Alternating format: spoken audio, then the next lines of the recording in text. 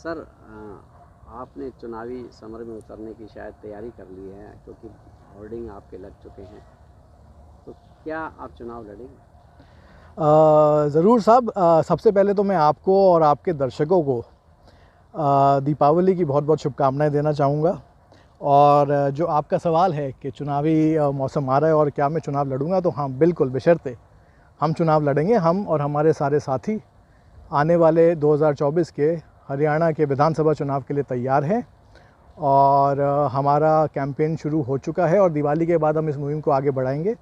सब साथियों से मिल रहे हैं और एक अच्छा चुनाव लड़ेंगे और रेवाड़ी को एक बहुत ही बेहतरीन विकल्प देंगे। आप चुनाव के अंदर नए खिलाड़ी हैं, तो यहाँ पर तो चुनाव में बहुत सारे दिग्गज उतरेंगे, आप कैसे मुकाबला कर पाएंगे? साहब, नया मैं चुनावी राजनीति के तौर पे आप कह सकते हैं, पर मैं इस चुनाव को और यहाँ जितने लोग चुनाव लड़ते आए इनको मैं बचपन से देखता आया हूँ। तो मैं इस इलाके की राजनीति को बहुत ही गहराई से समझता हूँ। मैंने इस इलाके के लोगों को संघर्ष करते हुए देखा है, उनके संघर्ष का साक्षी हूँ मैं। इस इलाके के लोगों ने जितना मेरे पिता को प्यार और सम्मान दिया, उतना मुझे नहीं लगता कभी किसी और को दिया। और उसी की बदौलत हम इस चुनाव की तैयारी में उतरे हैं और इस चुनाव को लड़ेंगे। रघु यादव जी के पास एक अच्छी खासी समर्थकों की फौज हुआ करती थी, तो क्या रघु यादव जी के जो समर्थक हैं आज भी आपके साथ हैं? फौज हुआ करती थी नहीं साहब, आज भी है, क्योंकि रघु यादव ने कभी कार्यकर्ता नहीं बनाए, रघु यादव सदा साथी बनाते गए। इसी वजह से आज भी वो फौज कायम है। पहले दादा हुआ करते थे, उनके बाद उनके बेटे आए, आज उनके बेटे हैं जो मेरे साथ जुड़े हुए हैं। तो वो साथ आज भी कायम है और बिल्कुल ही मजबूती से खड़ा है। तो किस पार्टी से आप टिकट की आशा करते हैं? मैं साहब भाजपा में एक सदस्य हूँ।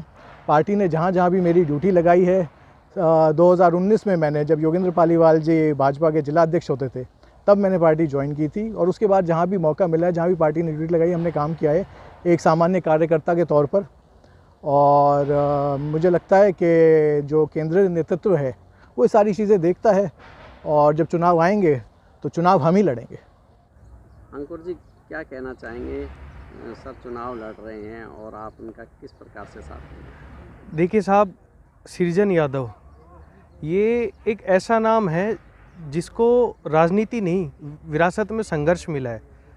और मेरे जैसे, मैं अकेला नहीं, मेरे जैसे सैकड़ों हजारों युवा आज रेवाड़ी विधानसभा में ऐसे हैं जो सृजन यादव को आने वाला भविष्य देख रहे हैं। सृजन यादव में रेवाड़ी का क्यों, उसके पीछे कारण रहा है सर। सृजन यादव जी के पिता आदरणीय पूर्व विधायक और जलयुद्ध के नायक रघु यादव जी, उन्होंने रेवाड़ी को जिला बनवाया था और रेवाड़ी में जो भी काम हुए उन्हीं के कार्यकाल के दौरान हुए। उसके बाद तो कोई काम रेवाड़ी में हुआ ही नहीं। तो काफ़ी समय हो गया साहब, हम भी सुनते हैं बुज़ुर्गों से और देखते भी हैं, समझते भी हैं कि अब कम से कम इस क्षेत्र को, इस रेवाड़ी विधानसभा क्षेत्र को नुमाइंदे की नहीं, नेता की ज़रूरत है। इसीलिए हम सृजन यादव के साथ हैं और इनको जिता के चंडीगढ़ भेजेंगे। आपका नाम? भागीरथ यादव।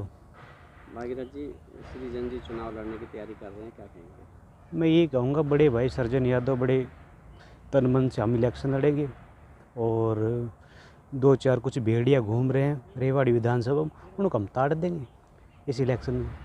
भेड़िया कैसे कह रहे हैं?